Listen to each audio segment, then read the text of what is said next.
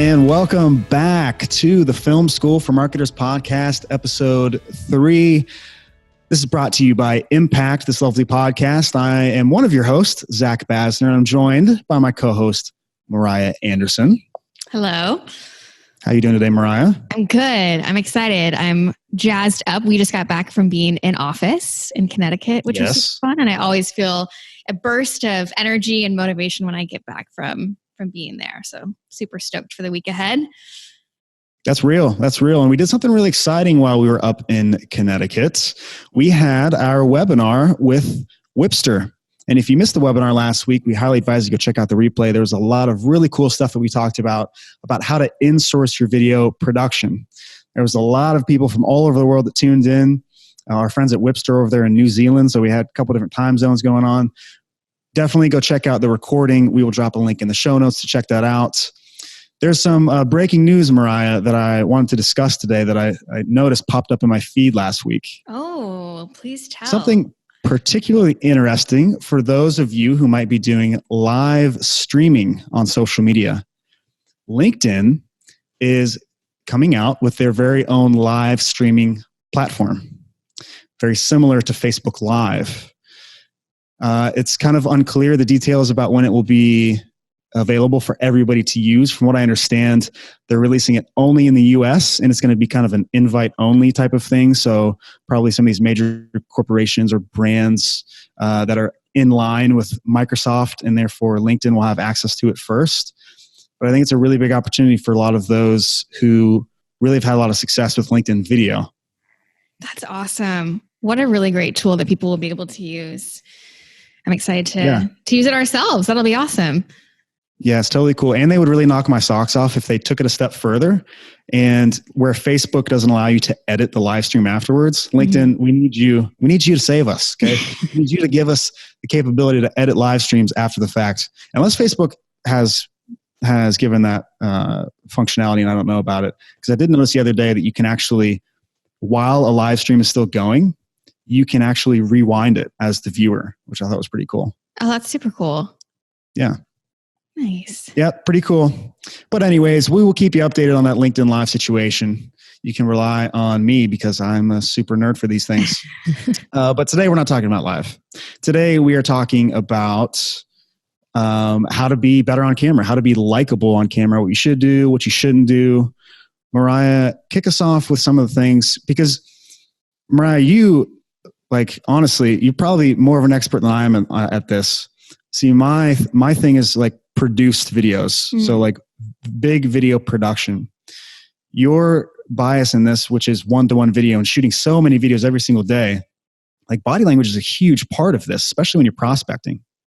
It is, but I'm sure that you have a lot to say in it too, as when you're training people on how to be on camera for like marketing videos. It's probably the same foundational pieces, especially when someone's not comfortable and they're usually not on video. So we can dive right in. And before I dive too into the details, just to kind of give everybody a rundown of the ways to be likable on camera and things that you should pay attention to, we're going to be talking about body language, matching your prospect's energy, being aware of your surroundings, and your appearance. Pretty foundational pieces, I would say, that will set you up for appearance tips. I don't know about that. I don't know. No. All right. So the first one that I want to dive into is body language. And I know that this is something that you're super passionate about as well, Zach, is body language. And it's really the foundational piece to any relationship. It's something that as a sales professional or as a professional in general, you know well about. And all of those things that you know about body language and in-person communication is identical to what needs to happen on video. So to say that you don't know typical body language is not truthful, right? You do know what you need to do to have good body language in any day-to-day conversation or interaction. It's just applying those to video. And where people get hung up is they get nervous on camera. And so those things that you know you need to do, you totally forget about. And those things are smiling.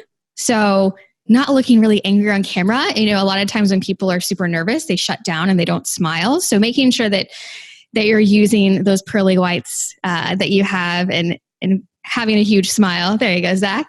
And I think it's very similar to, when I was in school and I took public speaking, my teachers would say, speak super slow. And if you feel like you're speaking too slow, you're probably not speaking slow enough. And I think the same applies to smiling. For the most part, I probably see people doing the opposite of it rather than doing it too much. So keeping that in mind. The next one would be using your hands. So you might not be a person who uses their hands a ton in person, but it makes you feel more comfortable. It makes you feel more engaging on camera, especially since you have that lens in front of you in between your recipient and yourself. And so using your hands, think of ways to use it to emphasize what you're saying or to keep the points going along. And that'll help you use your hands a little bit more in your video and get you to be a little bit more engaging than if you're just like a robot and like hand movement. You're sitting on your hands or something. I have to, I literally can't not use my hands. Like even right now as we're recording this, many listeners who don't even watch the YouTube version of this won't even see this, but like I have to communicate with my hands. I would feel, if I had to sit on my hands, it would feel so weird. I wouldn't be the same communicator. Yeah. And if you're watching video, look at that difference of you just like talking like this with no hands versus you using your hands. It's more warm. It's more engaging. And with that, computer in front of with something in between you and the person that you're talking to, you have to use something like your hands to portray something more engaging. Yeah, I actually have a really good tip for this too. Yeah. There's this incredible guy. His name's Mark Bowden, and he's a body language expert. And he he kind of just named this thing that we probably all know, but he calls it the truth plane. And the truth plane is using open body language. In other words, having open palms facing out towards your audience as if you are opening yourselves up to them. And the whole philosophy behind this is it's like a primal instinct for us to hide our hands or to have them behind us or something like that. But it actually, from a psychological level, we thousands and thousands of years ago is this his theory? It's not my theory, but thousands of years ago of us like not trusting other humans and not knowing if they had weapons or not. Whereas when you have open body language, you're showing I have no weapons. And that is kind of the psychology behind why you should use that type of body language. This is something that I teach very often when I'm coaching people who are on camera, because I've actually seen where the body language shows how much they don't want to open up. And having them open their hands actually changes the way they communicate with the camera and therefore with the viewer. It's really incredible. Wow. That's wild. I did not know that. Yeah. That's there you go. Some science behind why you should be using your hands. Science. You heard it here first. There you go. So the next would be showing emotion. And like I talked about, people clam up and they don't show much emotion. You don't want to be monotone. Using video is great. It's going to get you to stand out. But the moment somebody plays that video and you're just talking like this and you're showing no emotion, why would I be interested in talking to you? Show that emotion, get on their level, try to engage a little bit more with it. Whether that be excitement or passion, you probably do it in your day-to-day, just portray that in video as well. And the last one for body language is pretty straightforward. Don't slouch. And I'm talking about if you're leaning back in your chair, you have your arms crossed, you're slouching. It looks like you're not interested and you're turned off. And it may mean that you're just nervous, but to the person who's watching the video, it just shows that you're just having to record this video and send it to them. And you're really not interested in what you have to say or maybe what you're selling, which is a total turnoff. So instead, practice leaning forward into your camera. And that gives off the vibe that you're much more interested in the conversation and the person. Yeah, these are really great tips for being likable on camera. And something you mentioned earlier, Mariah, I just want to come back to. Mm-hmm. This is really about developing muscle memory to do these things. Like when I go and look at some of my earliest videos that I ever made, I knew that I should be smiling. I knew that I should be happy, look like I'm happy to do the video. I knew that I should have good posture. But in the nervousness because it is nerve-wracking being on video, especially if you're kind of a newbie, you forget these things. And you're just trying to focus on just come through and like articulate myself well, and everything else is forgotten. But when you practice these things over and over again, and you just think to yourself, I need to smile, I need to smile, I need to start this take with a smile. I need to remember to use my hands. I need to remember to be happy to do this. You will develop muscle memory to the point where you don't have to think about these things anymore. I don't have to think when I get in front of the camera. I don't have to think about smiling. I just naturally smile. Like that's just boom. I just turn it on, and that's my on-camera kind of persona, I guess. I mean, it's not like I'm not happy every other time or anything like that, but I do smile a lot more in my videos because I know the effect it's going to have on my viewer. Yeah. And I think when it comes to like a couple of these body language things, I think other things fall into place. So if you do one or two, some of the other ones just naturally come into place. So don't sit there and be like, okay, I got to remember like A, B, and C, and D. I think just get a couple of them and everything will naturally start happening. Yeah, for sure. The next thing that you want to be aware of that's going to help you be more likable on camera is matching your prospect's energy. So if you are recording a one-to-one video for a C-level executive, you're probably going to want to be a little bit more professional and buttoned up. Your approach is going to be matching exactly how that person is going to communicate. Psychology 101, right? The way for someone to want to reciprocate that relationship and engage with you, you want to be on their level. Whereas if you're talking to someone who is maybe a marketing coordinator, they're maybe a little bit earlier in their career, maybe younger, more fun, not more fun, but a little bit earlier in their career, might be a little bit more casual. Your approach and your message, you want to match that to get their attention. So keeping that aware and top of mind.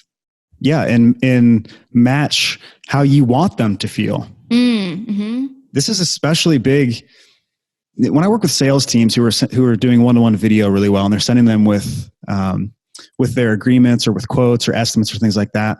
I'm like, you don't even have to say that you're super excited to send this to them, but they'll be able to tell. Mm-hmm. It just comes through like, hey, prospects, I just finished up this estimate. You're probably going to have questions when you go through. Don't hesitate to let me know. I'm really excited to work with you on this. And that type of energy, considering they're going to watch this before they even look at the estimate, could help you make the deal. Especially if you're concerned about them having objections of any sort of cost, of scope, of anything like that. They're going to be much less likely to get anxious while they're looking at it if they already see your smiling face beforehand. And people work with people they like, right? This is true. So keep that in mind. That's a huge piece. So next is being aware of your surroundings. So there's a couple different things to keep in mind that are going to make or break if someone finds your video good or not, and if you're likable. So one of them is lighting. If you are in a really dim lit area and it looks like you're in some cave or basement, people are going to be really turned off. And one, you're not going to look professional. And two, it might be just weird, a little distrusting. Like, is this a legit company? Like, should I be concerned? Unless you're a cave diving company. If you're a cave diving company, we want you to shoot in caves. That'd be really cool. That would be amazing. And also let us know about it because I want to go on a little spelunky. Yes. Hit us up at Impact FSM on Twitter. The easiest way to fix the lighting issue is find a window in your office or find a window in your house if you work remotely and plop yourself right in front of it and record. Natural lighting is perfect.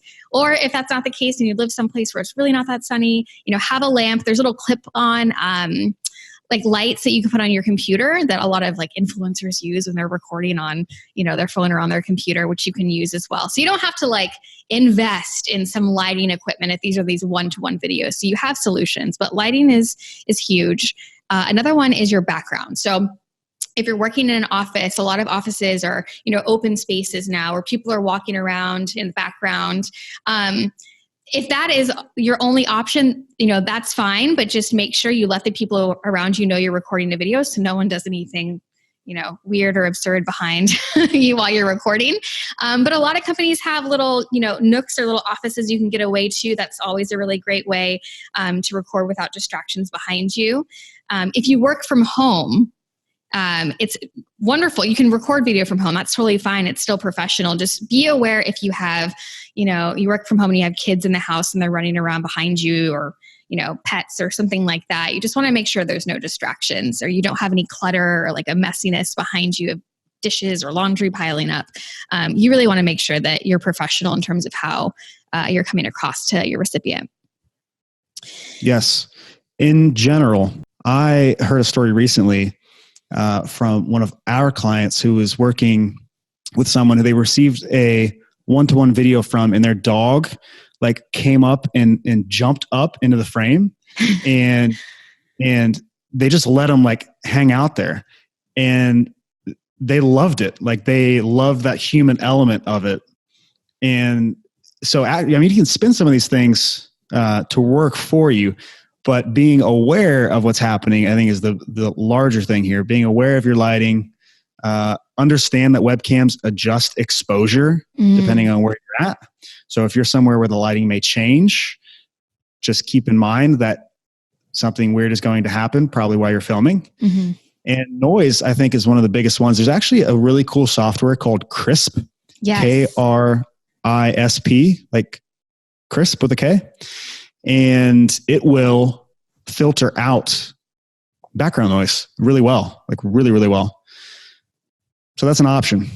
Fun tidbit with that, because I downloaded it and at first I couldn't get it to work. Make sure that it is hooked up to whatever device you're using. So if it's Zoom, make sure that that's linked up with your Zoom or your headset in order for it to work. Just a little tidbit. Yeah, we'll drop a link in the show notes to Krisp if you're interested in that. Yeah. Awesome. Really quick thing on the pets, because I agree with you in that I really think that some people actually are more inclined to want to engage with somebody who has pets. We have people on our team who actually strategically include them in their videos. Maybe not strategically, but they include them and people love it and it's so warm and engaging. The thing I just would be super aware of is if you are a super buttoned up company, that might not be the route for you. But if, it's risky. It really is risky, so I don't want to say that, hey, if you work in finance and you're sending out a video to, someone that you're doing a pretty large deal with, if, bringing your dog in might be the best bet. I'm not so sure, but use your judgment, your best judgment there. The last one is your appearance, which Zach said he wanted some help on. So audience, let us know. No, I'm just kidding. Yeah, hit me up with style tips at Impact FSM. I need them. No. So when I say appearance, I am more so talking about, being somewhat put together. I'm not saying that you have to dress to the nines, or if you're a woman, go and get your makeup done before each video. Just be aware of how you look. And just as if you were meeting a client in person, what would you want to look like? Would you want to be a little bit more put together? Probably. Do you want to show up to the meeting in your pajamas for a first sales conversation? Probably not. So just making sure you're a little bit put together is going to give off that first impression to somebody. So keep that in mind. Yeah. So I think there's two sides to this: the one-to-one video side and the produced video side. Because with one-to-one video, there's only a reasonable amount of prep that you're going to want to do before you record a video. I mean, the idea is that these are easy to send out.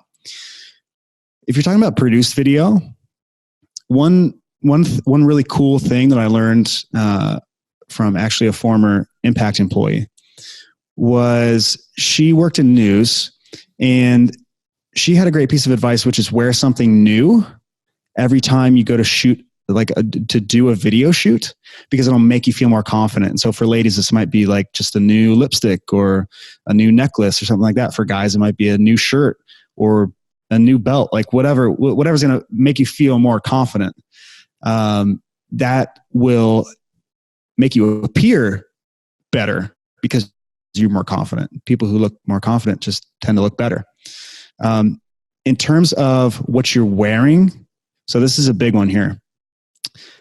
So this is like one of the most important things. Patterns, don't wear patterns. Like stay away from checkered, pinstripe, really find patterns, because cameras just kind of glitch out a little bit. And that goes for one-to-one or produced video. And it's really distracting. And so those are my tips about appearance. Like, who am I to give style advice? But no, those are great. Those are great. Yeah. And Oh my gosh. I love how I just had like an aha moment with the wear something new and you'll feel great. I mean, that is so true. It's not even funny. You just feel way more confident. So if you're scared about doing video and you're just getting started, go buy yourself some new things, some new shiny things, and you'll be a rock star in no time. Yeah. And tell the store we sent you. Maybe we'll get a little commission on that. Exactly. Those are it. I hope that that's helpful. I mean, we would love to hear too, if there's other things that, that you're nervous about, or you're thinking, well, like, I think that I'm not going to be good on camera because of X, Y, or Z, let us know. But these tend to be the most common things that either people are nervous about or things that are going to turn people off in general. But using these tips, just a couple things at a time will definitely put you on the path towards being more likable on camera for sure. Yeah. Being likable on camera is it comes down to just good communication and creating a distraction-free environment. It's not about becoming a different person. One thing that doesn't have to do it has to do with everything we talked about today, but it's not as tangible, is that you become what you think about. You become what you think about. So if you get on camera and you think, gosh, I look terrible on camera, I'm not good on camera, I don't want to do this, that will come through. And because you think you're not good, you won't be good. But if you approach any type of video you do, one-to-one, produce video, live streaming, whatever the content is, if you show up with an attitude of, I can be good at this, I can look good on camera, I'm going to do my best, then you will, in turn, do well. And if you don't knock it out 10 out of 10, you'll get it on the next time. But you'll never get better if you just always think you're bad at it. It is the biggest thing that I see holding people back. And it's the biggest thing that will take someone who says, I'm not good. And all of a sudden they go, oh, I think I might be a natural at this. It's pretty incredible, but it's a mind shift. It's a mind shift, and we have to think in the positive, not in the negative. Mic drop. Mic drop. I don't want to drop this like a brand new mic, but I would. Well, that is it for you folks. Episode 3 of our podcast. We hope that you enjoyed it. And if you enjoyed it, we would love if you could share some of that love and follow us on YouTube, become a subscriber, follow us on iTunes, Spotify, and share the love. If you have colleagues or friends that that are marketing or sales professionals that could benefit from this, send it their way. Yes. We love you all. Thank you so much for joining us today. Make sure you hit us up at Impact FSM with any questions or comments. We would love to hear from you. Make sure you tune in next Tuesday for a brand new episode of the Film School for Marketers podcast. I could say that. And until we see you next time, keep learning.